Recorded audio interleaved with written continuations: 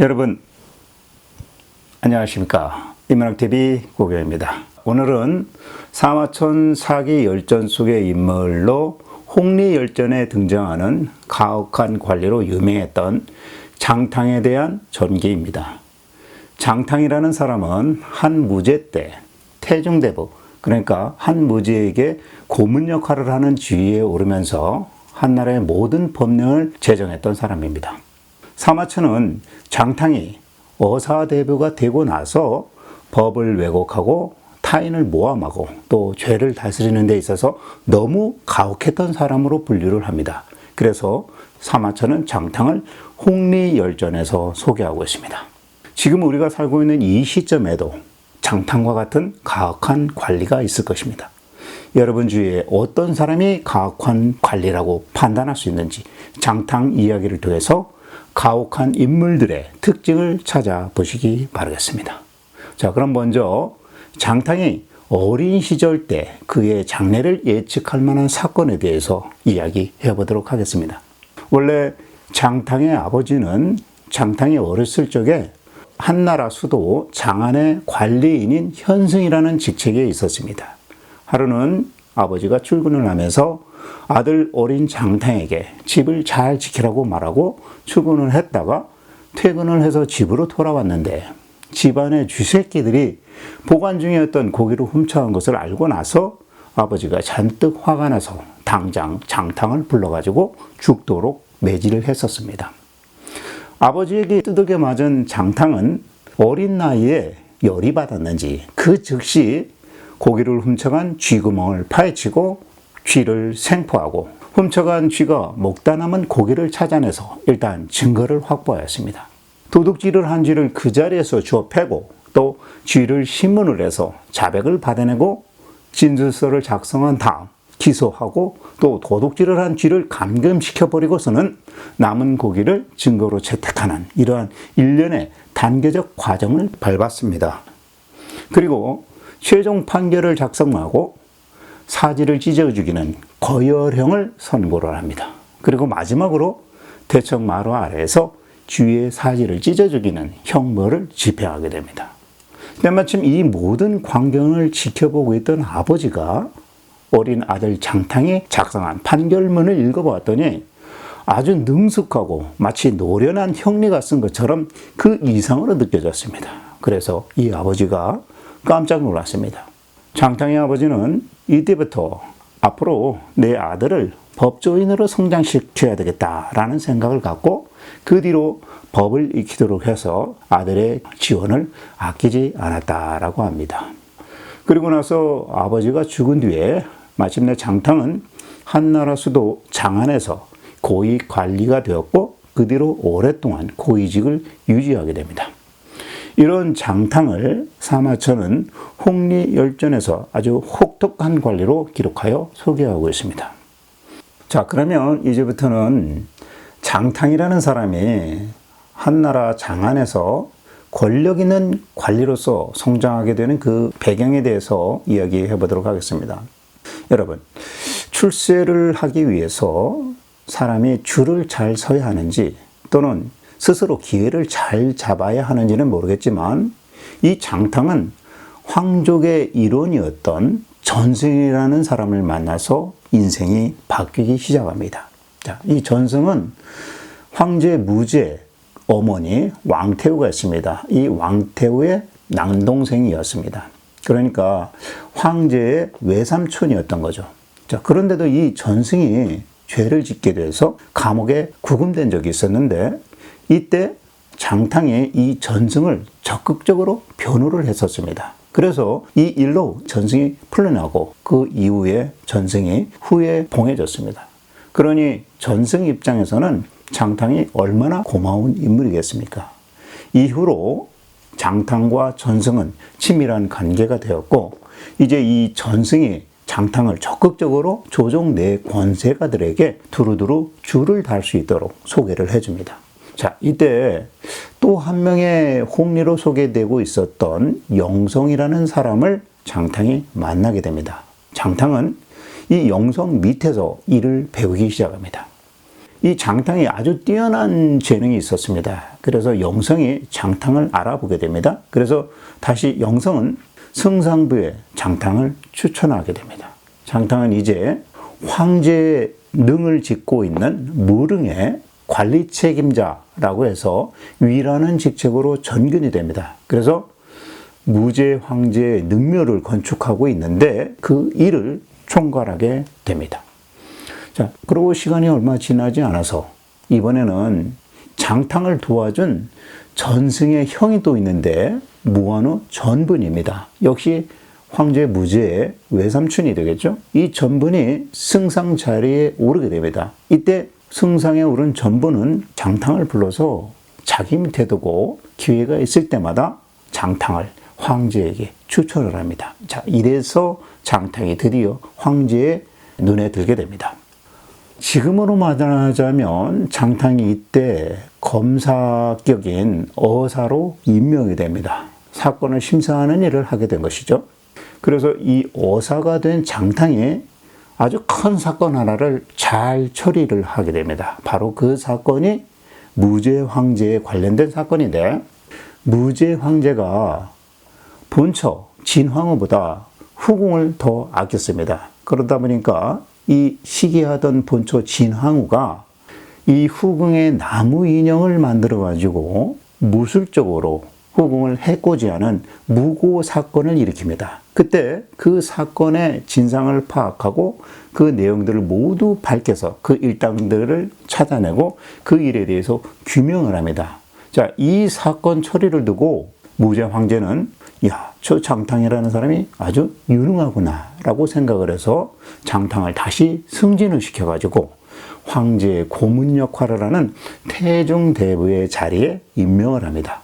자, 이때부터 장탕은 홍리열전에서 소개되는 또 한 사람, 조우라는 사람과 함께 각종 한나라의 법조문을 제정을 하고 법을 가혹하게 만들어서 부패한 관리들을 단속하기 시작합니다. 그 중에 하나가 견지법이라는 게 있습니다.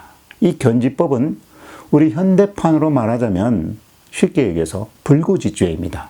상사나 부하 또는 동료의 비리나 범죄 사실을 알고도 만약에 눈 감아주면 그 눈 감아준 사람 역시 죄를 물어서 엄벌에 처하는 그런 법입니다. 불거죄, 그러니까 견지법. 자, 이와 같이 한나라 황권을 강화하기 위한 법을 만든 조우와 장탕은 황제의 충애를 받으면서 승승장구하게 됩니다.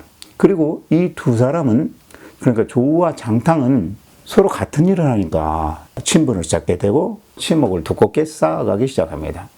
황제의 신임을 받은 조우와 장탕은, 특히 조우 같은 경우는 사람 그 됨됨이가 아주 청렴결백했지만 성격만큼은 오만했기 때문에 다른 사람들의 지지는 받지 못했다고 합니다. 하지만 그러거나 말거나 조우는 대촉처럼 밀고 나갔다고 합니다. 한편 장탕은 지금으로 말하면 평검사, 어사에서 검찰총장격인 정이라는 자리에 올라서 권력을 행사하기 시작합니다. 사마천은 사기열전에서 장탕에 대해서 이렇게 기록하고 있습니다. 장탕은 속임수를 많이 쓰고 꾀를 써서 사람들을 빼도 박도 못하겠다. 장탕이 처음 지위가 낮은 관리가 되었을 때는 대놓고 남의 재물을 착복했고, 장탕이 장안의 재벌 장사치들과 어울리면서 친분을 쌓아갔다. 마침내 그의 지위가 국영의 반열에 오르자 이제 이 장탕은 권세가들인 유명한 사대부를 사귀면서 자기 비위는 좀 거슬리더라도 겉으로는 그들을 존경하는 것처럼 행동하면서 처신을 했다라고 기록을 하고 있습니다.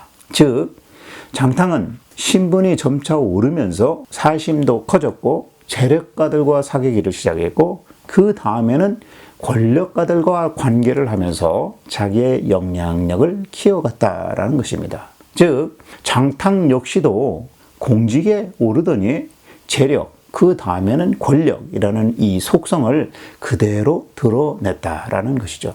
자, 이번에는 장탕이 무제 황제의 충애를 어떻게 해서 받게 되는지 그 내막에 대해서 알아보도록 하겠습니다.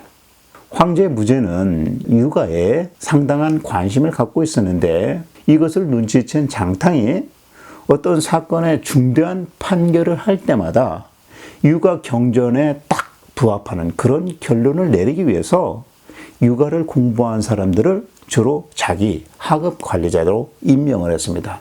그러니까 황제의 관심에 맞는 그런 사람들을 인선했던 것입니다.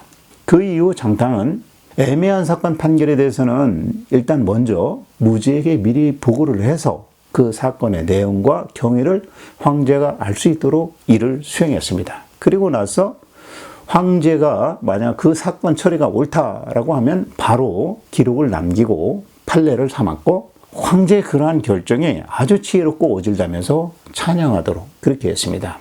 자, 그러니까 이 장탕은 황제의 판단과 결정이 아주 훌륭하다면서 황제를 계속 띄워주는 역할을 했던 것입니다. 자, 그 반대로 황제에게 올렸던 사건이 황제로부터 꾸지람을 받았을 때는 그 즉시 바로 사죄를 하면서 황제의 의향을 반영해서 적절하게 처리를 일을 했는데 그때 장탕은 이렇게 말을 했습니다. 신 밑에서 보좌하는 하급 관리들이 처음부터 폐하께서 저에게 책망하고 꾸지람한 것과 같은 똑같은 조언을 했었는데 신이 우겨서 이를 이렇게 잘못되게 만들었습니다. 그러니 이 모든 일에 대해서는 신의 잘못입니다. 라고 황제에게 용서를 청했다고 합니다. 그리고 황제에게 올린 상주문에 대해서 칭찬을 받을 때에는 장탕은 또 이렇게 말을 합니다. 신은 이러한 상주문에 대해서 잘 모르겠습니다. 하지만 이 보고 기한은 신 밑에 하급 관리들 중 누구누구가 작성해서 올린 겁니다. 라고 이와 같이 장탕은 자기를 보좌하는 관리들을 추천해 주면서 그들의 좋은 점은 칭찬하고 과실을 감싸주려 했다라는 말입니다. 한마디로 말하면 황제의 뜻을 거스르는 일에 대해서는 장탕 스스로 책임지려고 했고 황제가 흡족해야 하는 일에 대해서는 자기보다는 자기를 보좌했던 사람들이 일을 잘해서 그렇습니다 라고 하면서 그들을 먼저 앞세워서 그들의 공로를 인정받을 수 있도록 배려를 했다는 것이죠. 사실 요즘 보면 아랫사람의 공을 자기 것으로 둔갑시키는 그런 상사들이 얼마나 많이 있습니까?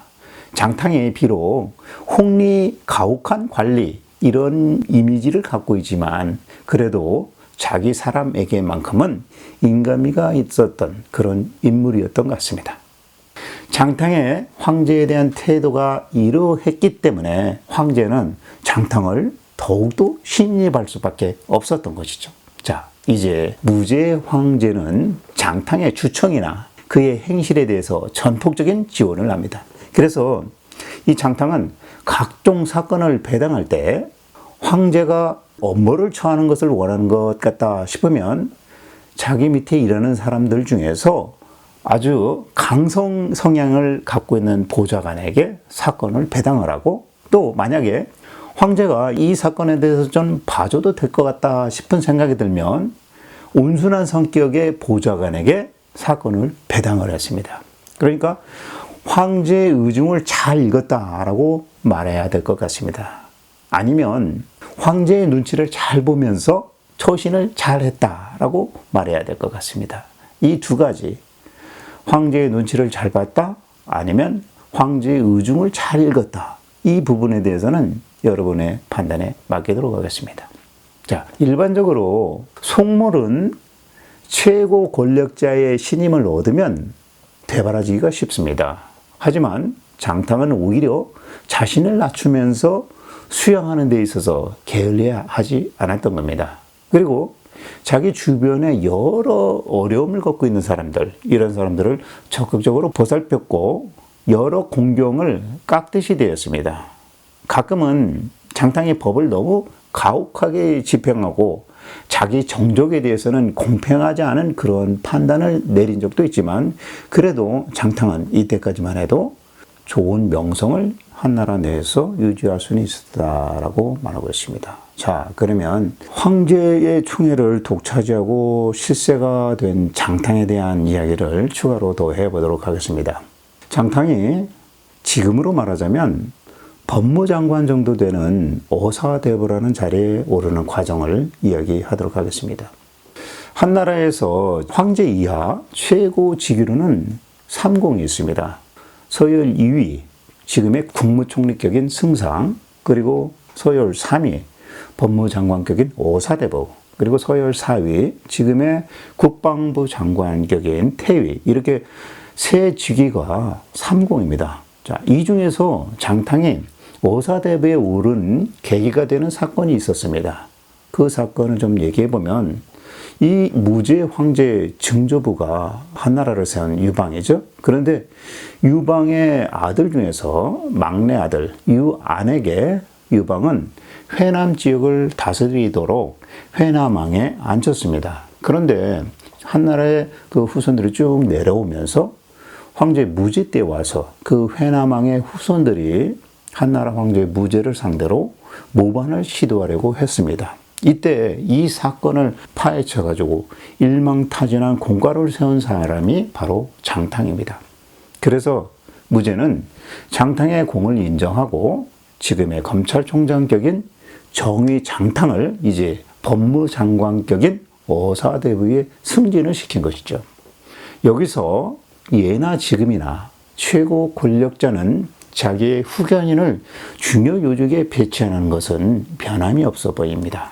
이후에 장탕이 어사대부의 자리에 있을 때 때마침 흉노족의 변경 침탈이 더욱더 자주 발생되기 시작합니다. 그러니까 그때 민심이 좀 동요를 하면서 국가 재정이 흉노를 막느라고 비용 지출이 많아지면서 악화되기 시작합니다. 자, 이때 장탕은 황제의 의중을 판단하고 화폐 계획을 단행을 합니다.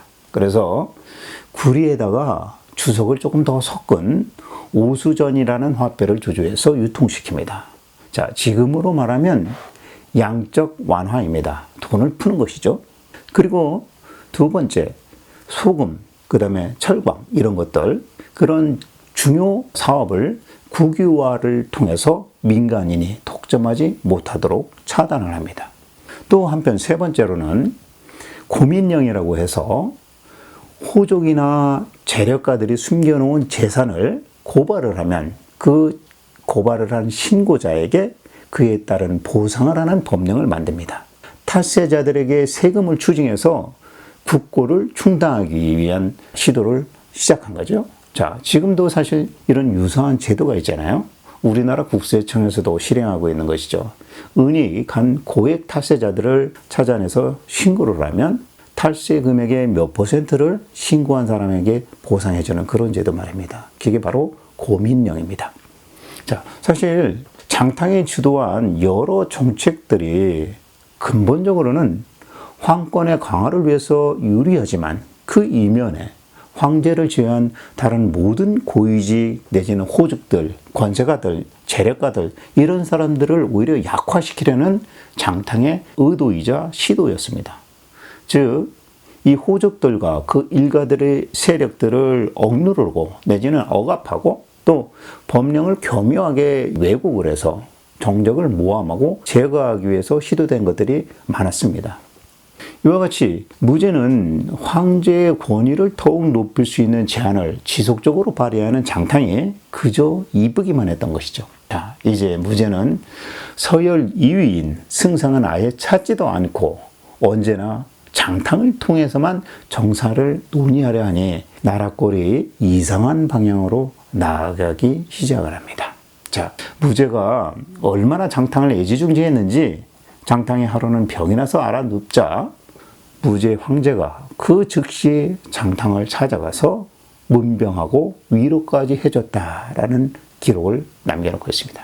자, 결국 이런 시점에서 백성의 민심은 점차 흉흉해지고 서서히 돌아서기 시작합니다. 자, 이 정도면 한나라의 실세는 단연코 장탕입니다. 한나라 지도자의 편협한 사고와 치우친 인사정책 이런 것 때문에 나라 전체가 혼란에 빠져들어가기 시작하는 단초가 된 것입니다. 그럼 이제부터 권력과 총애를 받은 장탕이 서서히 가혹한 인물로 변해가면서 망가지는 모습을 말씀드려보도록 하겠습니다. 이인자가 된 장탕과 대립을 하다가 목숨을 잃게 된 장탕의 정적 적산이라는 사람에 대한 이야기입니다. 흉노가 한나라에 와서 화친을 청하자 무제는 신하들에 모아놓고 의견을 묻습니다. 이때 박사이자 유학을 공부한 적산이라는 사람이 과거에 한고조 유방이 흉노와 대립을 했다가 아주 곤혹을 치른 일이 있다. 그 이후에 여태우, 그 다음에 문제 황제, 경제 황제 때까지 흉노와 아주 적절한 관계를 잘 유지해 왔는데 지금까지 잘 지낸 거 보면 흉노와 싸움하는 것보다는 화친이 낫겠습니다. 라고 간언을 합니다. 자, 그러자 이 말을 듣고 있었던 장탕이 적산을 앞에다 두고 황제에게 이렇게 말합니다. 아니, 어리석은 유학자가 뭘 알겠습니까? 라면서 그 자리에서 면박을 줍니다. 이때 듣고 있던 적산이 갑자기 화가 났습니다. 그래서 황제를 앞에 두고 맞대응의 말을 합니다. 이렇게 말합니다. 비록 저는 어리석지만 저는 충성을 하고 있습니다. 하지만 어사대부 장탕은 충성하는 척만 하고 있습니다. 그리고 회남왕 반란 사건을 해결했다고 하지만 실상은 황제의 고륙사회를 이간질시킨 일밖에 되지 않겠습니까? 그 이후로 여러 제국의 번신들이 바짝 쫄기만 해서 힘들게 만든 것은 바로 장탕이 가짜 충성을 하고 있는 것이 아니고 무엇이겠습니까? 라고 적산이 응수를 합니다. 자, 이 말을 듣고 그간 장탕을 총애하던 황제의 입에서 어떤 말이 나왔을까요? 전투 경험이 전혀 없이 유학만을 공부한 박사 적산에게 무제 황제는 이렇게 말을 합니다. 적산, 만약에 당신을 변경태수로 임명하면 흉노를 막아낼 수 있겠소? 이 말에 적산은 당연히 저는 못합니다. 라고 대답을 합니다. 자, 그러자 무제는 이제 규모를 조금 줄여나갑니다. 두 번째 이렇게 묻습니다. 그렇다면 당신을 현령으로 임명하면 흉노를 막아낼 수 있겠소? 라고 물으니까 할 수 없습니다. 라고 대답해요. 또 그러니까 이번에는 아니 그럼 내가 성체 하나만이라도 당신 보고 지키라고 하면 그건 할 수 있겠소? 라고 묻습니다. 자, 점점 심경이 위축된 적산은 황제의 이 말을 듣고 이래다가 내가 황제로부터 노염을 받을까 두려워졌습니다. 그래서 적산이 대뜸 이렇게 말합니다. 성체 하나는 제가 지켜낼 수 있을 것 같습니다. 라고 대답을 합니다. 그러니까 그 즉시 무제는 적산을 성체를 지키라면서 발령을 내버렸는데 적산이 그 성에 부임한 지 불과 한 달 만에 흉노의 침략에 의해서 적산의 머리가 베어졌다라고 합니다. 황제가 이렇듯 장탕을 앞에서 두둔하고 장탕의 정적들을 제거해 주니까 장탕이 이제 무엇이 들었고 그 누가 장탕을 함부로 대할 수 있었겠습니까? 이런 사례를 보자면 권력가 앞에서 알랑거리는 속물들이 왜 막가는 막말과 행동을 하는지 조금은 이해가 됩니다. 권력은 갖고 싶고 죽기는 싫고 그러니까 힘 있는 자 뒤에 줄을 서서 그들을 대신해서 앞장서 똘마니 역할을 하는 것이 아닌가라는 생각도 듭니다. 유일하게 장탕을 있는 그대로 꾸짖고 장탕에게 사실대로 말할 수 있는 사람이 딱 한 사람이 있었습니다. 바로 장탕이 예전 말단 관리일 때부터 장탕에게 돈도 꿔주고 또 도와주고 또 친분을 쌓았던 전갑이라는 사람, 이 사람이 장사꾼이었는데 이 사람 한 사람만 장탕을 마음 편하게 대할 수 있었다라는 얘기입니다. 자, 그러면 지금부터 이 정적을 교모하게 제거해 나가는 장탕에 대한 이야기를 해보도록 하겠습니다. 이렇게 잘 나가던 장탕에게도 오래전부터 원한을 품은 이문이라는 사람이 있었습니다. 이문은 어사중승, 그러니까 지금으로 비유하자면 감사원장 정도가 되겠죠? 감사원장이 되었습니다. 그러자 장탕의 비리를 찾기 위해서 그간의 각종 문서, 물증을 뒤지기 시작했습니다. 사실 이때 장탕도 이문이 자기를 내사 중이다라는 것을 눈치를 챘습니다. 하지만 그렇다고 장탕이 스스로 직접 나설 수는 없었던 거죠.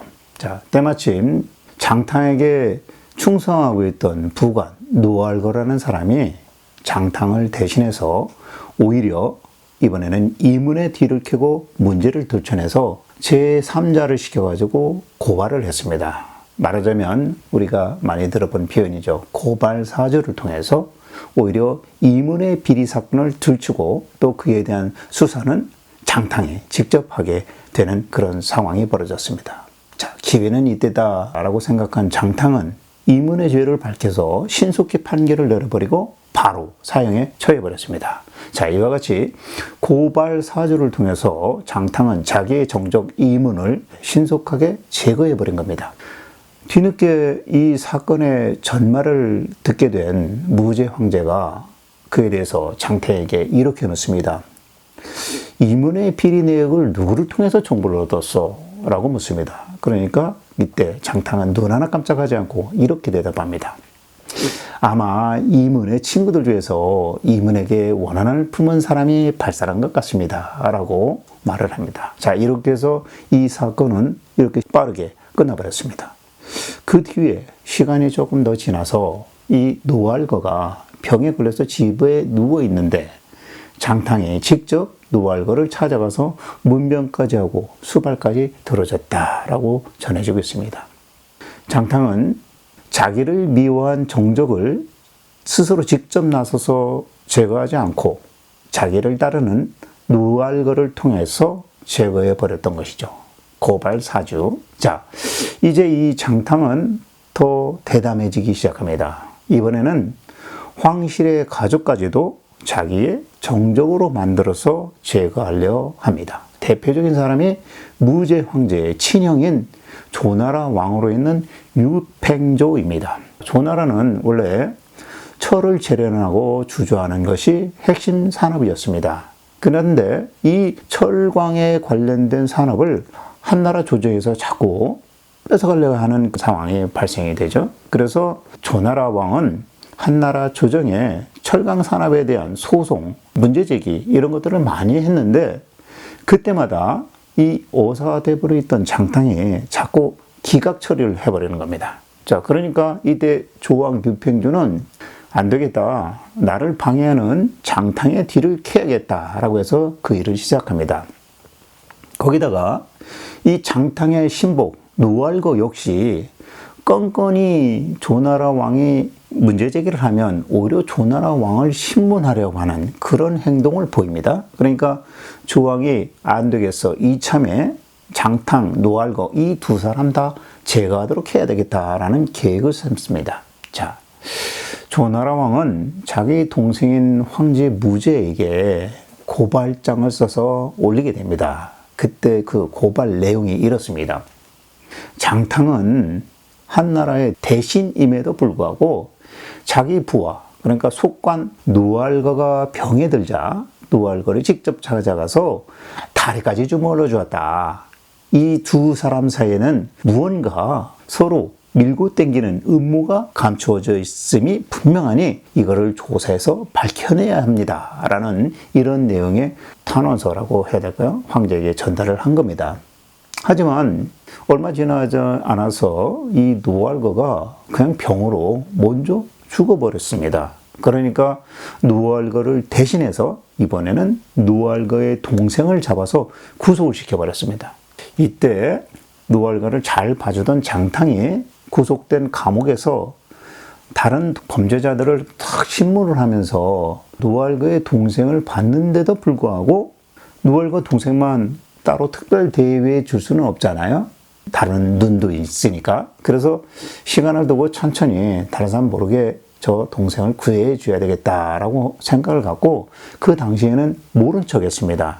그런데 그것도 모르고 이 노알거의 동생이 아니 우리 형이 장탕을 그렇게 도와줬는데 장탕이 나를 배신하는구나 라고 생각을 해서 탄원서를 제출합니다. 그때 그 탄원서 내용이 이렇습니다.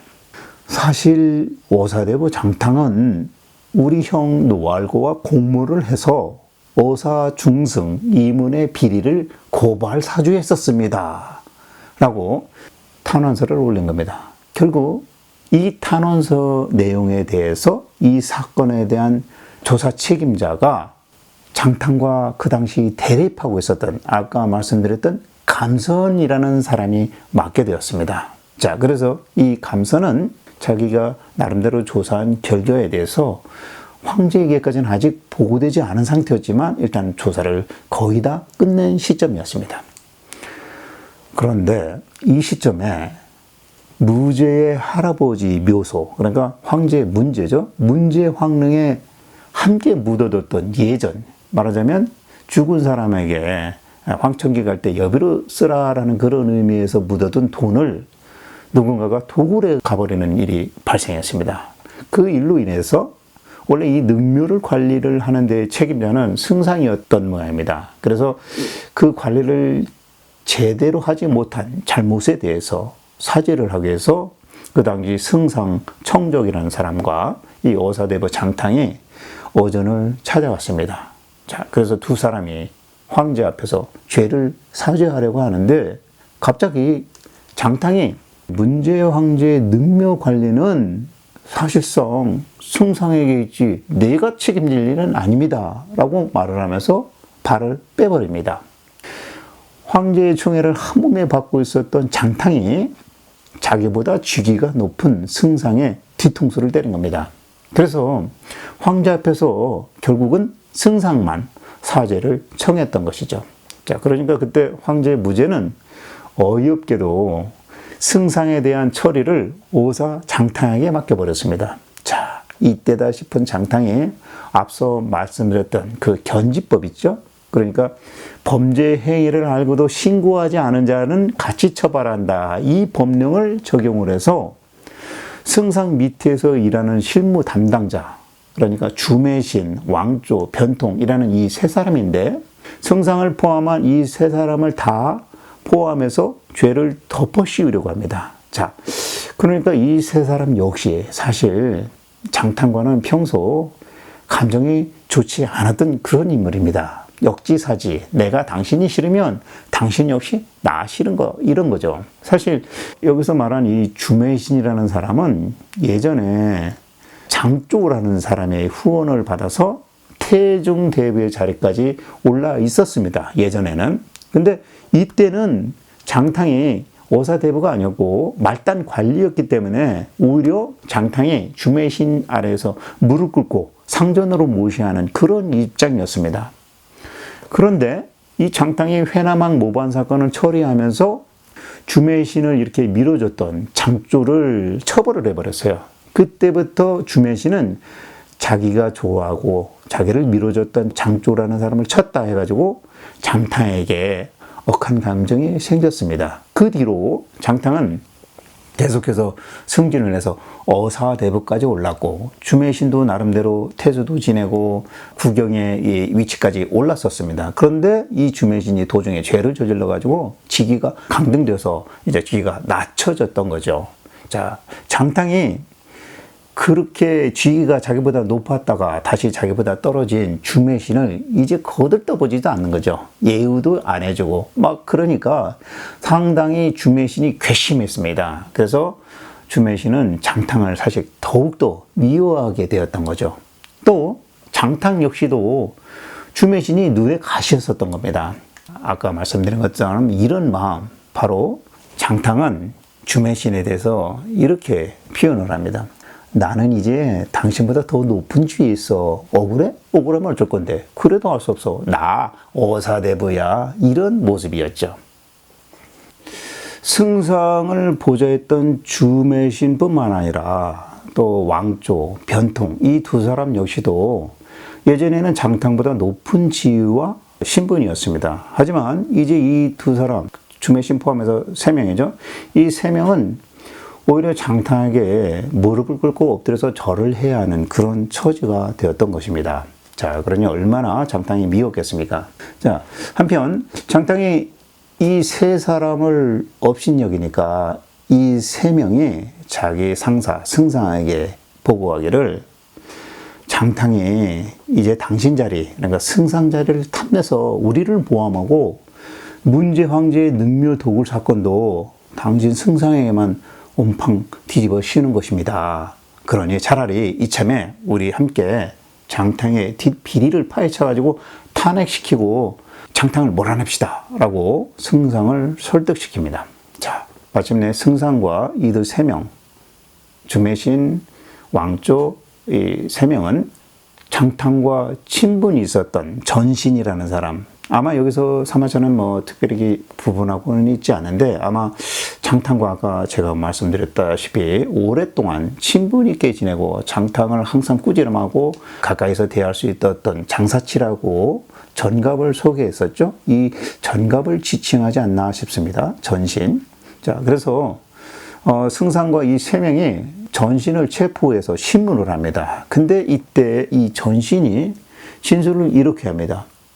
장탕이 황제에게 어떤 정사에 대해서 제안을 하면 제가 매번 그 내용을 먼저 알고 미리 물건을 매점매석을 해서 큰 부를 축적을 했고 이익금도 일부는 장탕에게 나누어졌습니다. 제가 이와 같이 장탕과 부정한 일을 한 것에 대해서 인정을 합니다. 라고 자백을 합니다. 결국 이렇게 진술한 내용 모두를 이제 무제 황제가 승상을 통해서 보고를 받게 됩니다. 장탕에게 뒤통수 맞은 기분을 꼭 참고 한무제는 장탕을 불러가지고 넌지시 묻습니다. 짐이 그동안 추진하고자 했던 일이 그 일마다 상인들이 매점매석을 했다고 하니 누군가가 짐의 계획을 누설하고 있는 것 같다라고 장탕에게 말합니다. 자, 황제의 이 말을 들은 장탕은 마치 금시초문이라는 양 깜짝 놀라는 척을 하면서 이렇게 말을 합니다. 폐하, 분명히 그럴 것입니다. 이렇게 말합니다. 자, 이 말을 듣고 황제는 눈살이 찌푸려지면서 가슴에 우라가 탁 치밀어 올랐습니다. 이렇게 생각한 겁니다. 아, 이놈이 이제 나도 키우려고 하나? 나를 속이려 드네? 이런 생각을 한 거죠. 한편 같은 시점에 아까 장탕을 미워했었던 감선 역시도 노알가하고 장탕에 서로 공모를 해가지고 이문을 고발 사주를 통해서 신속하게 사형에 처한 그 실상을 보고를 합니다. 이와 같이 장탕에 대한 2건의 비리를 보고받은 무제는 정말로 장탕이 교활한 마음을 품고서 눈앞에서 나를 속였구나 라는 생각을 갖게 됩니다. 그래서 황제는 8명의 사자를 파견을 해서 그 신문 내용, 증거 자료 이런 것들을 보여주고 장탕을 문책하도록 했습니다. 그런데 장탕은 나는 절대 그런 죄를 지은 적이 없다라고 부인을 하면서 승복하지 않습니다. 그러니까 그때 무제가 이번에는 조우라는 사람을 파견해서 장탕을 문책하도록 합니다. 여기 조우는 아까 말씀드린 것처럼 장탕과 함께 각종 법령 이런 것들을 제정했고 또 견지법을 만들어서 관리들끼리 서로 감시하도록 고발하도록 했던 그 사람 아니겠습니까? 그러니까 장탕과 함께 같이 일을 했던 동료 조우였던 겁니다. 하지만 조우는 장탕을 찾아와서 이렇게 질책을 합니다. 당신이 세상이 어떻게 돌아가는지 상황 판단이 안 섭니까? 당신이 그동안 사건을 무리하게 판결해가지고 멸종당한 사람들이 도대체 몇 명이나 되는지 아십니까? 이쯤 됐으면 당신도 당신 죄의 증거도 모두 있는데 천자께서는 그간 당신에 대한 정 때문에 사건을 직접 처리하지 않고 대신 나를 보내서 당신이 스스로 자결하기를 명하시고 있는데 이 많은 증거 앞에서 어떻게 그렇게 계속 변명만 하십니까? 라고 말을 합니다. 이 말에 누명을 썼다고 생각한 장탕은 조우의 말을 듣고 사죄하는 글을 황제에게 이렇게 올립니다. 저 장탕은 말단 도필리, 그러니까 서기죠. 말단 서기에서 시작했습니다. 때마침 폐하께서 신을 총애해서 삼공의 지위에 오르게 하셨으니 책임을 면할 방법이 없습니다. 하지만 저를 죄인으로 모함한 자들 3명, 주매신, 왕조, 변통은 저를 모함했을 뿐입니다. 이렇게 글을 남깁니다. 이와 같이 마지막 글을 올리고 장탕은 스스로 자결을 하고 말았습니다. 자, 정적을 제거하려다가 오히려 그들에 의해서 모함을 받고 죽음에 이르게 된 장탕이었습니다. 내가 적을 만들면 상대는 칼을 들고 다시 나의 적이 되는 것입니다. 이런 말이 있죠. 지나친 것은 오히려 모자람만 못하다라는 사자성어 과유불급이 생각납니다. 무엇이든지 한쪽이 지나치면 그에 따른 부작용이 크다라는 것을 의미하는 거죠. 권력의 힘을 믿고 설치면 결국 그 자 또한 권력의 힘에 망가진다라는 얘기입니다. 자, 그런데 여기서 장탕에게 반전이 일어납니다. 장탕이 스스로 자결한 이후에 그의 집안 재산의 값어치를 딱 조사를 해보니까 장탕이 그간 갖고 있었던 재산은 황금 500근에 불과했습니다. 그 이상일 거라고 생각을 했었던 거죠. 근데 이 500근의 황금 정도는 그동안 장탕이 복록으로 받은 것, 그 다음에 황제로 받은 하사금 이런 정도의 규모에 불과하지 않았다라는 얘기입니다. 그 이상의 다른 재산은 없었다라는 거죠. 그러니까 부정축제는 하지 않았다라는 것을 단적으로 증명해 주는 겁니다. 그리고 이 장탕이 죽었을 때 장탕의 형제들, 그 다음에 장탕의 아들, 후손들이 장탕의 장례식을 그나마 높은 벼슬까지 했으니까 후하게 치르려고 했는데 장탕의 어머니가 생존하고 있었던 모양이에요. 이 어머니가 이렇게 만류를 합니다. 아들 장탕은 천자의 대신으로서 추악한 모함을 받고 죽었는데 어떻게 장례를 그렇게 후하게 치르려고 하느냐라고 하면서 반대를 했다고 합니다. 결국 그래서 이 장탕의 장례식은 소달구지에 보통 옛날에 이 고위 관직들이 죽으면 관을 내관, 외관 해가지고 2가지 관을 갖춰서 격식에 맞게끔 장례를 치렀다고 하는데 이 장탕은 소달구지 위에 외관은 없이 내관만 갖춰가지고 장사를 치러왔다라고 합니다. 자, 시간이 지나서 무제가 장탕의 이 장례 소식, 그 다음에 장탕이 갖고 있었던 남은 재산에 대한 이야기를 전해 들었습니다. 그리고 나서 그때 무제는 이렇게 말을 했다고 그래요. 이런 모친, 어머니가 있었기에 장탕과 같은 아들을 낳을 수 있었겠구나. 무제는 이제서야 장탕이 억울한 죽음을 당했다라고 생각을 한 것입니다. 그래서 무제는 다시 이 사건의 전모를 끝까지 추궁해서 이번에는 3명의 주모자, 주매신, 왕조, 변통을 잡아다가 사형에 처해버립니다.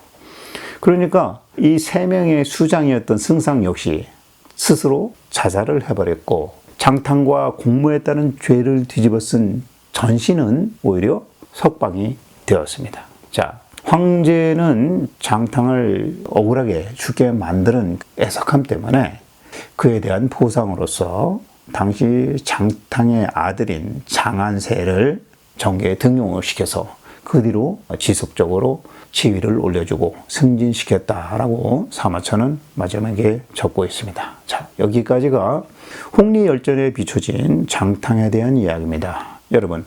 여러분이 장탕에 대해서 어떤 모습을 보셨습니까? 또 무엇을 느끼셨고 또 무엇을 발견하셨습니까?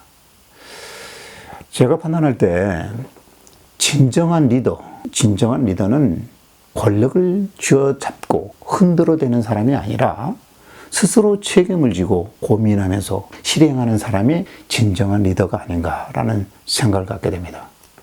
요즘 최근 뉴스를 보고 있으면 세상이 너무 메말랐다라는 생각이 듭니다. 정치는 정치대로, 경제는 경제대로 아주 혼란하고 무질서한 세태로 느껴집니다.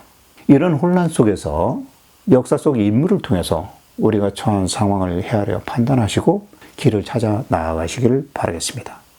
역사는 있었던 과거의 사실로만 끝나는 것이 아니라 지금 우리를 올바로 바라보게 하는 지침서가 됩니다. 자, 지금까지 인문학TV 고경이었습니다. 다음 시간에 또 뵙겠습니다.